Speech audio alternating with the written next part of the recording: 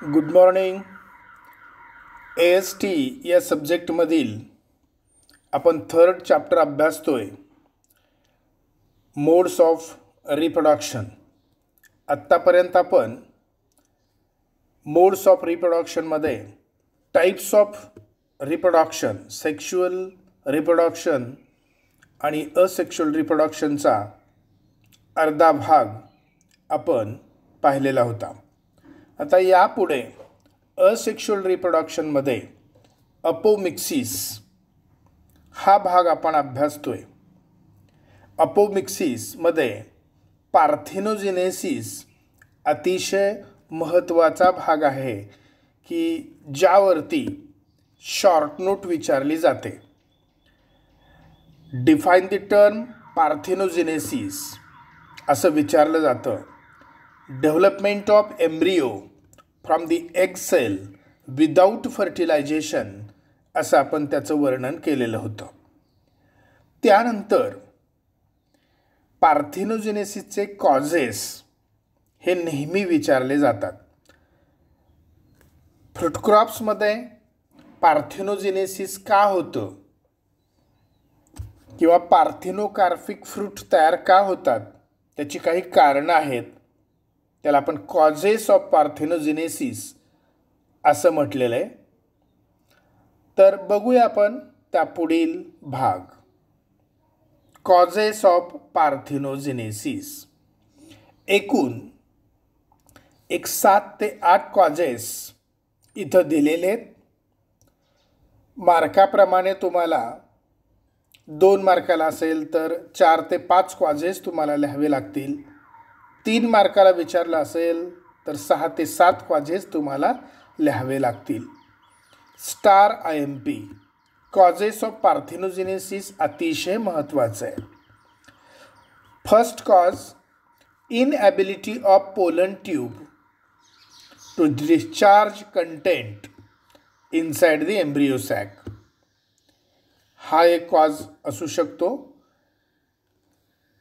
Inability of pollen tube म्हणजे pollen ट्यूबच्या related हा कॉज आहे.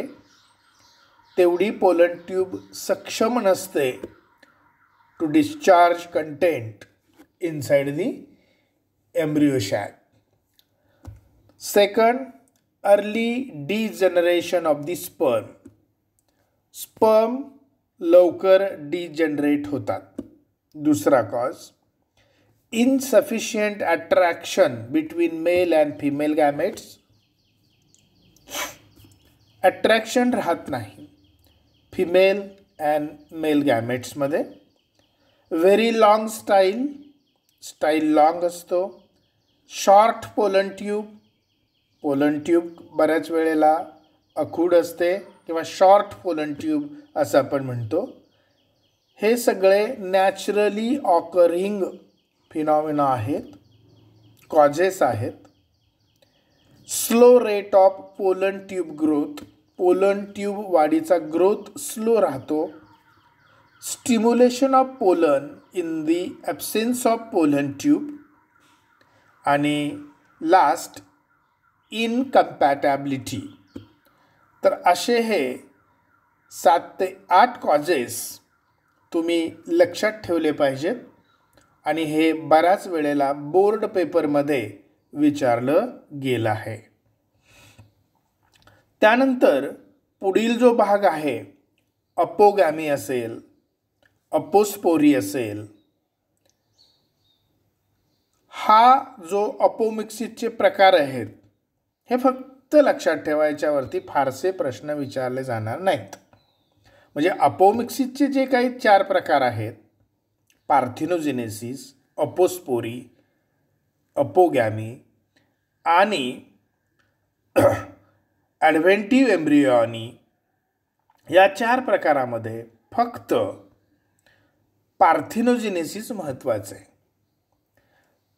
अपोगॅमी, अपोस्पोरी आणि एम्ब्रियोनी हे फारसे काही महत्त्वाचे नाहीत. तरीसुद्धा आपण किमान टायटल लक्षात ठेवणं गरजेचं आहे. Apogamy means the origin of embryo from the either synergids or antipodal cells. इथं एम्ब्रिओ सिनर्जिड्सपासून किंवा अँटीपोडल सेल्सपासून डेव्हलप होतो, त्याला म्हणायचं अपोगॅमी.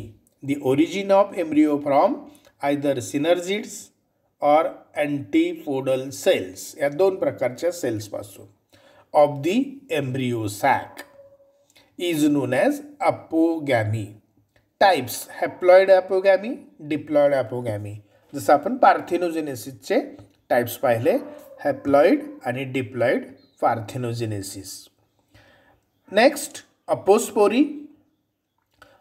In apospory, first diploid cell of ovule laying outside the embryo sac develops in another embryo sac without reduction.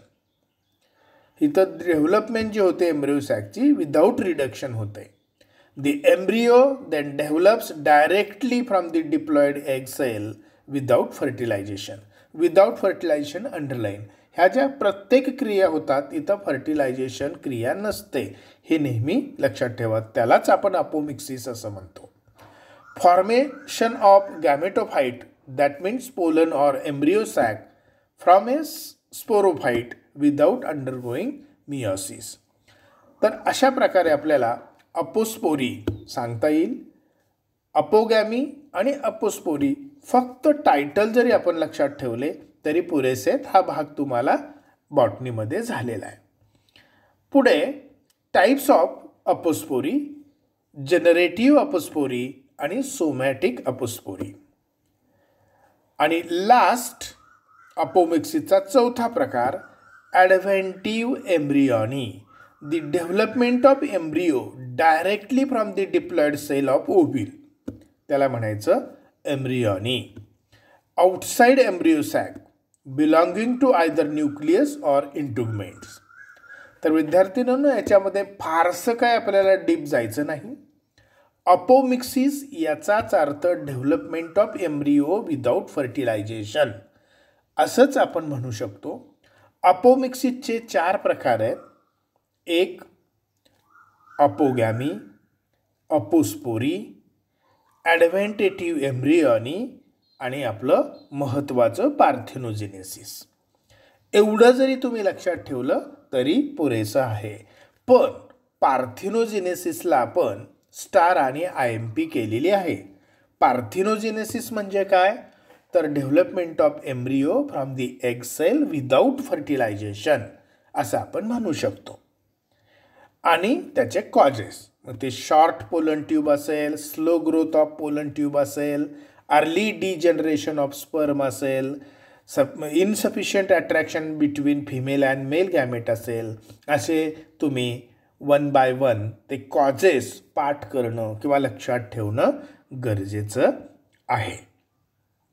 आता हे झालं साधारणतः asexual reproduction किंवा व्हेजिटेटिव्ह प्रॉपगेशनचे प्रकार. उपप्रकार आपण म्हणूया की जिथे आपण underground stem, sub aerial stem, bulbils, apomixis हे सगळं पाहिलं की जिथं सीडचा कुठलाही पार्ट आपण पुनरुत्पादन करण्यासाठी वापरत नाही. आता नंतरचं जे एक मायक्रो प्रोपॅगेशन आहे, हा सुद्धा भाग व्हेजिटेटिव्ह प्रोपॅगेशनमध्येच येतो. त्याला आपण टिश्यू कल्चर टेक्नॉलॉजी किंवा टिश्यू कल्चर असं म्हणतो. या बाबतीतही तुम्ही वनस्पतीशास्त्रामध्ये किंवा बॉटनीमध्ये शिकला असाल टिश्यू कल्चर म्हणजे काय. आता सुरुवातीला आपण त्याची डेफिनेशन बघूया. Plant tissue culture is the technique, it is a technique of propagation of the plants.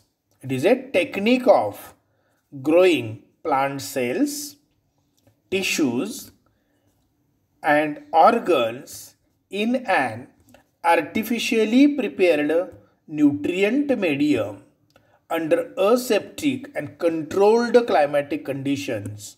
That means conditions of light, temperature and humidity. विद्यार्थिनींनो इथं अतिशय महत्त्वाची ही डेफिनेशन आहे. Tissue culture it is a technique काय होतं याच्यामध्ये? Growing of. आपण grow करतो. काय ग्रो करतो? प्लांट सेल किंवा टिश्यू किंवा एखादा ऑर्गन. कशावरती ग्रो करतो? आर्टिफिशियली प्रिपेअर्ड न्यूट्रियंट मीडियमवरती. कृत्रिमरित्या तयार केलेलं जे मीडियम आहे, अगर अगर असेल त्याच्यावरती आपण ते सेल, टिश्यू किंवा ऑर्गन ग्रो करतो. अंडर असेप्टिक कंडिशन, निर्जंतुक स्टरिलाइज्ड कंडिशनमध्ये सर्व केलं जातं. And controlled climatic condition. Climate जे आहे ते आपण आपल्या हातामध्ये असतं, ते नियंत्रित केलं जातं. आता कोणते घटक क्लायमेटचे नियंत्रित केले जातात?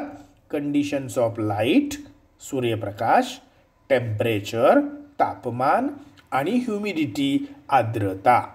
या 3 वेदर एलिमेंटवरती नियंत्रण ठेवून आपण असेप्टिक कंडिशनमध्ये न्यूट्रियंट मीडियमवरती ज्या वेळेला प्लांट सेल किंवा टिश्यू किंवा एखादा ऑर्गन ग्रो करतो त्याला म्हणायचं technique of tissue culture.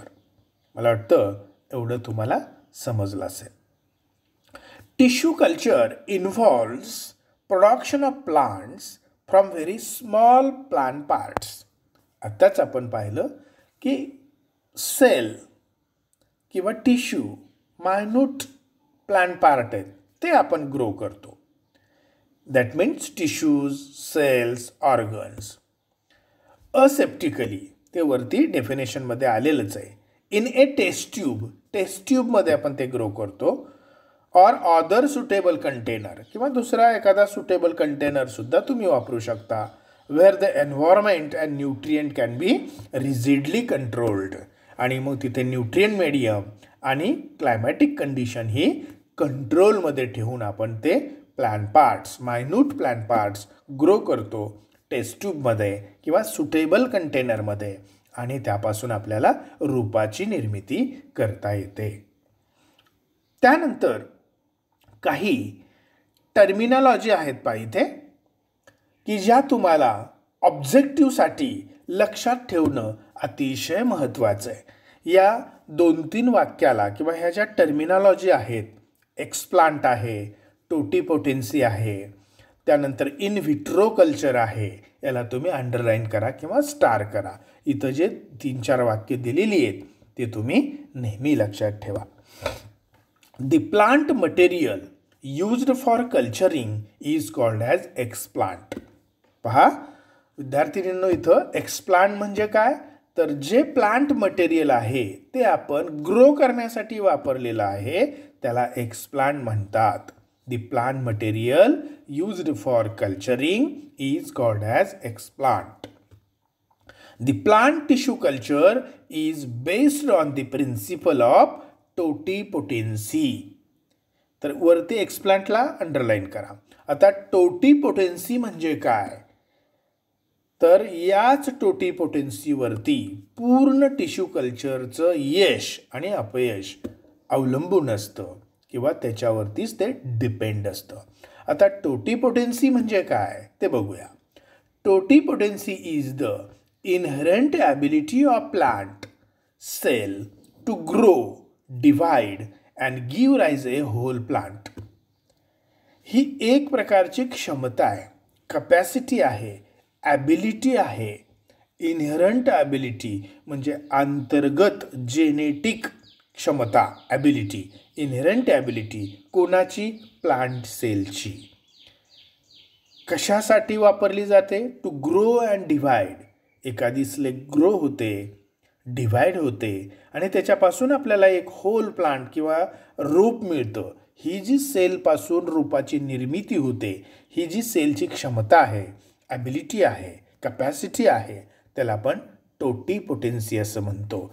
Inherent ability of plant cell to grow, divide and give rise to a whole plant oblique seedling.